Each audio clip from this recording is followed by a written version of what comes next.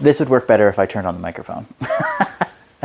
Hi guys, welcome to another episode of Fox and Christmas. This is episode 16, and I'm going to talk about freestyle knitting. So freestyle knit is not something I do very often, and I don't know if it's really as much of a trend as it is in the crochet community, but because I feel a lot more confident in my crocheting than I do in my, I feel more confident in my knitting than I do in my crochet, I'm going to freestyle knit an item for a friend. So my good friend Melissa bought a pair of earmuffs, and these earmuffs are a little bit different because not only do they have like the muff part, but like there's like a slip, like a little like fabric-y slip thing that slips over the ears.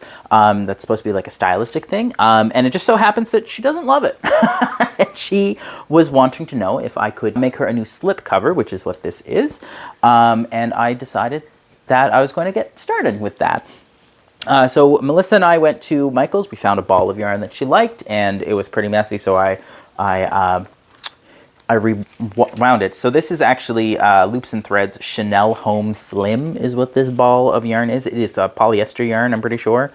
I should probably look at this before hot polyester. It's polyester yarn, it's super bulky, and I'm just going to make a like a little slip cover for her ears. And I'm going to finish them off by making like little buttonholes, so that way they clasp. And this is the button that I've chosen from my collection. Whoop. So you can kind of see that there. I don't know how in focus it is because it doesn't look like it's focusing.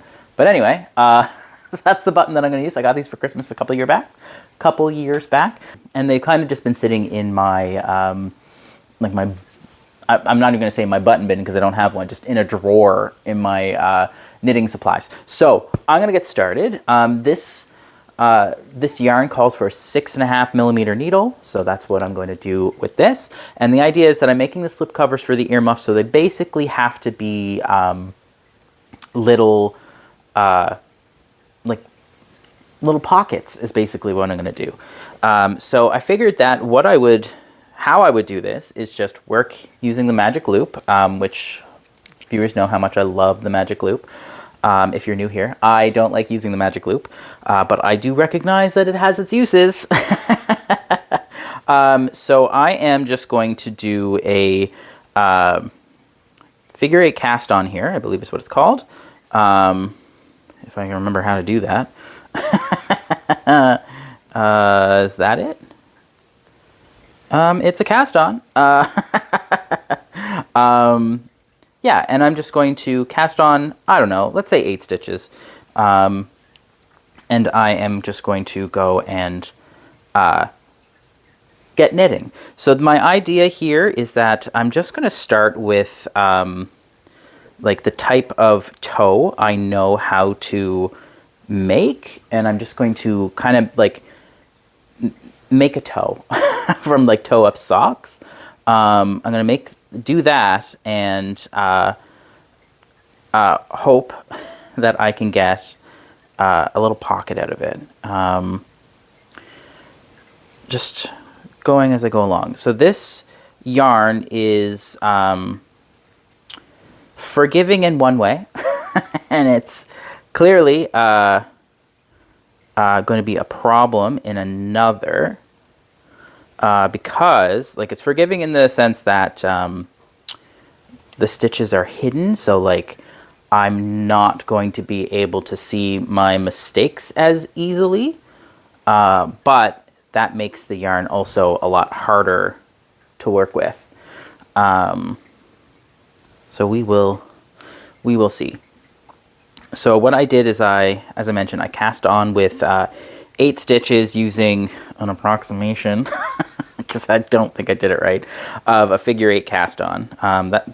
The figure 8 cast on is one of those cast ons I constantly have to look back up to make sure I'm doing it properly. And then I am just going to knit front back in my first stitch, if I can get into that stitch, geez. Knit front back into my first stitch, and then knit front back into my second last stitch.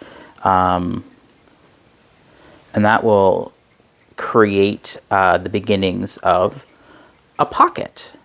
I have to remember that I need to knit through the back loop of these stitches to not twist them. All right.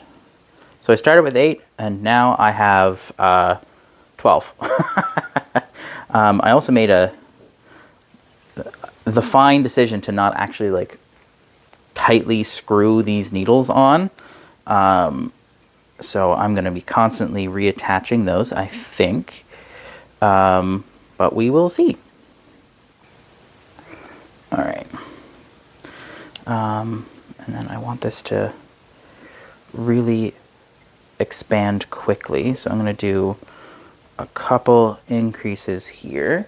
So my plan is that I'm just kind of going to make basically a 4x4, like a 4-inch tall, 4-inch wide at the widest points, like circle pocket. My swatch here tells me that 8 stitches is 4 inches across the row here. So I am going to work and continue increasing until I have 8 stitches on each side of this. And then I'm just going to work some rows and see if I can't get it up to 4 inches tall as well. So after this increase, honestly, this should get me to the number of stitches I need to be working with. Yeah, and then do another knit front back. So another thing that I find with working with polyester Chanel type yarns like this one is that they can be quite hard to work with because there's no stretch to the yarn. There's no stretch to this yarn. And because there's no stretch, it can make it quite difficult to do increases like knit front backs that require your stitches to stretch a little bit. So I could have chosen a better stitch, I think. So this says 8 stitches is 4 inches across. This does not feel like 4 inches. I'm going to do a round plain and see where that gets me.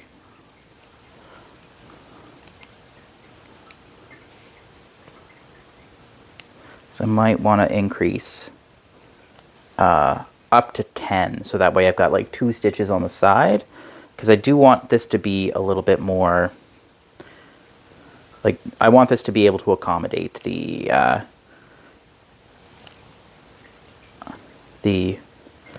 earmuff.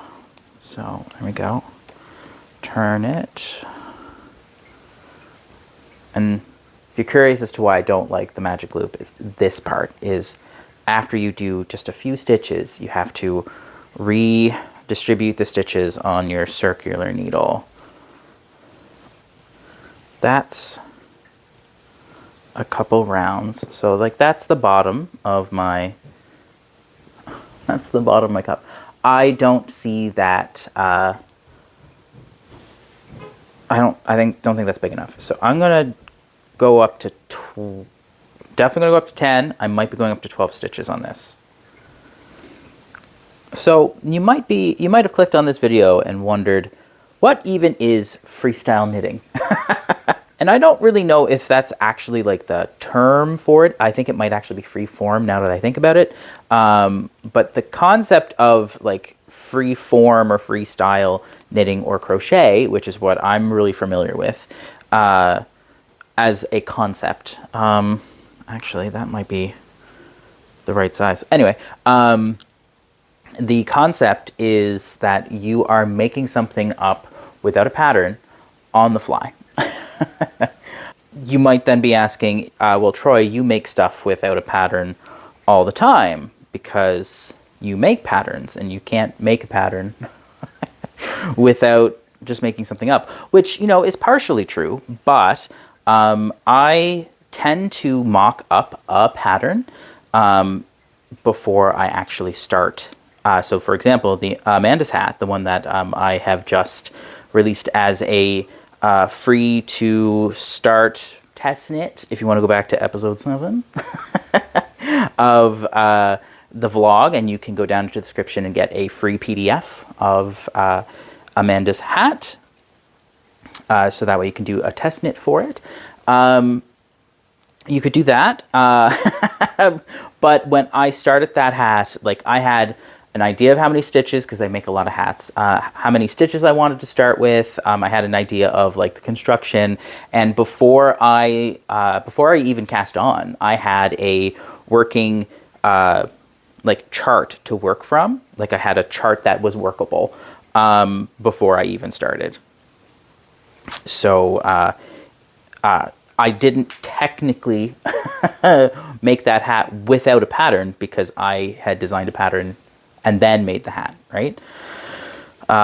So today it's a little different for me, because I don't think I've ever actually done free form knitting or freestyle knitting, whatever you want to call it, before.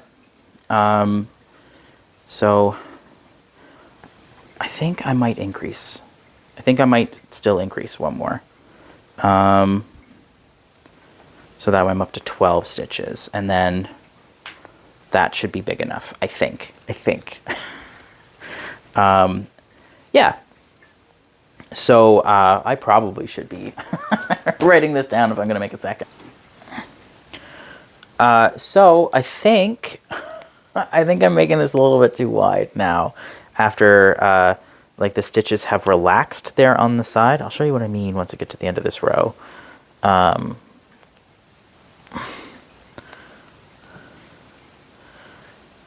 Yeah. Like it might be fine. It might be fine, but like I feel like that's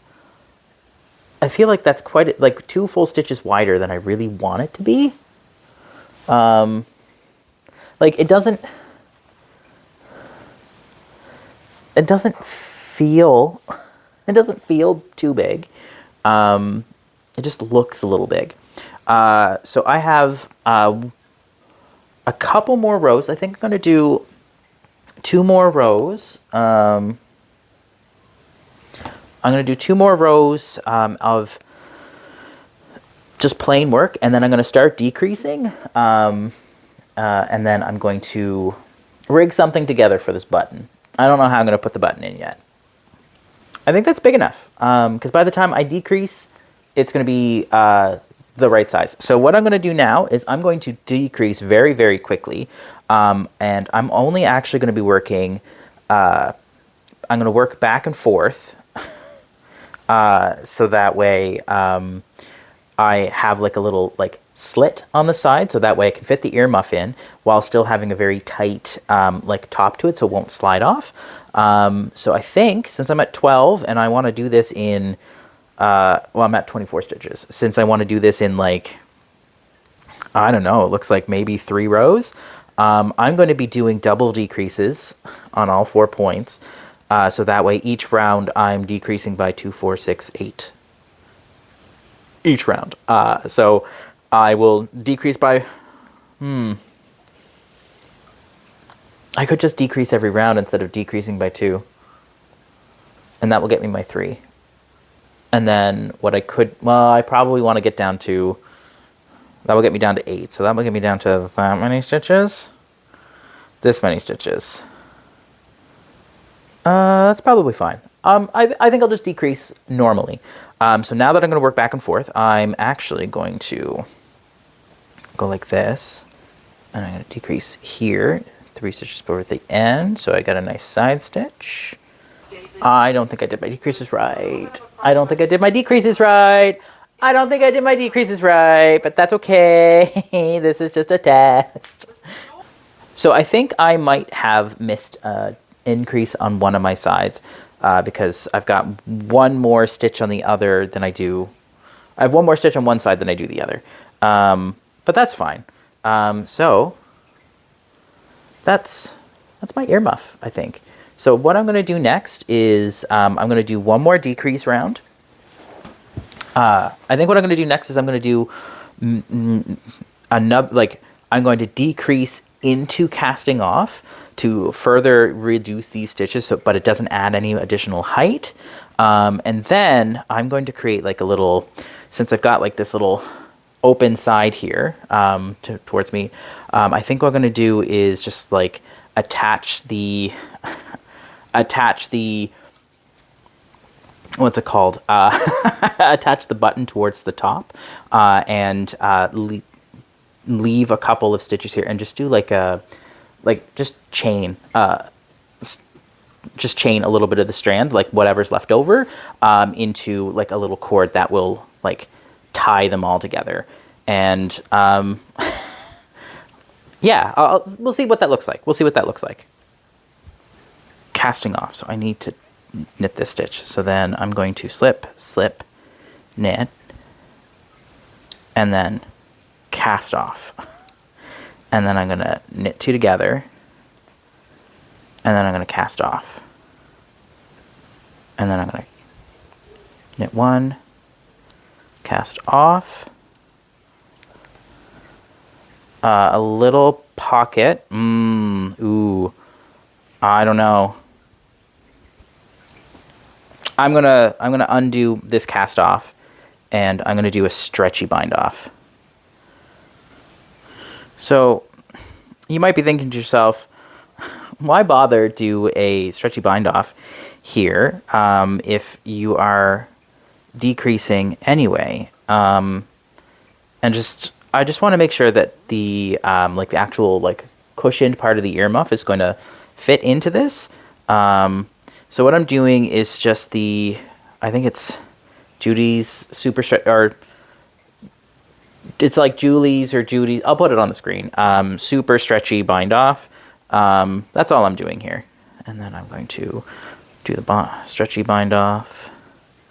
And then I'm going to do my decrease. I think that worked. So now I just need to cut my yarn, which if I had my scissors closer, there's my cut yarn. And I'm just going to try to figure out why I can't pull that through, which is weird. But anyway, I'll just do this. Pull this through. And kind of tie that off. And there. So there's my earmuff. So the way that it should work is that it'll sit on the earmuff diagonally, like so. So that's where the muff, like the cushy part of the muff will go. And then now I'm going to see how I'm going to chain this in such a way that makes sense. So, oh, I guess I shouldn't have pulled that through. I could have used my loop. Can I loosen that back up? Yes, I can. There it is. So now I'm just going to go ahead and I'm just using a 5.5 millimeter needle here. So I'm going to put the button there, I think. So it just needs to, I'm going to do 3 more. So now I'm going to cut this again. Put this in. Pull that through. Okay. So now I've got a little bit of strand to sew stuff together. So I've got my needle. So now I'm just going to like sew this in place like so. So now I've got my little loop. So that's my little loop. So now I just need to affix my button. So I've got a little bit of string here. So what I'm going to do is this is just going to kind of like sit down like this. So that's closing off this little hole here and this little hole here just by adding a little bit of just basically just closing it off. And then I'm going to be sewing this about there. And I want it just far enough that like when the yarn is on, that it kind of just like it's not being stretched over, but it's just grabbing it just enough. So that would be about this stitch here. So I'm going to go ahead, insert my needle where I need the stitch to be. Oh, I can fit it through. Okay, perfect. even perfecter. Okay, so like so, and then I want it to like rest inside like a V of a stitch. So here is where I'm going to be putting it. So this is a little V. It's hard to see in this yarn, so it might just be a thing I'm doing that doesn't really have an effect. But what I'm going to do is I'm going to be going into one leg of the yarn, and then you can see, I'll pull it apart so that way you can see the blue of the needle through. So you can see the blue of the needle through. What I'm going to do is I'm going to insert my needle here, put my button there, insert my needle through that, and then kind of just like suck the button through that way, and then I'm just going to weave back the other way. This, if that makes any sense whatsoever. So now you're on there. So now it's kind of nestled in between the two stitches. So now I'm going to go over the stitch on one side and pull it through my button and that. And now using my crochet hook, I am going to pull both my ends of my yarn into the center of this. Okay. I'm going to tie my knot here in the center of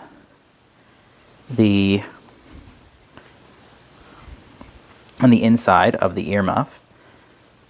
Yeah, I think that worked.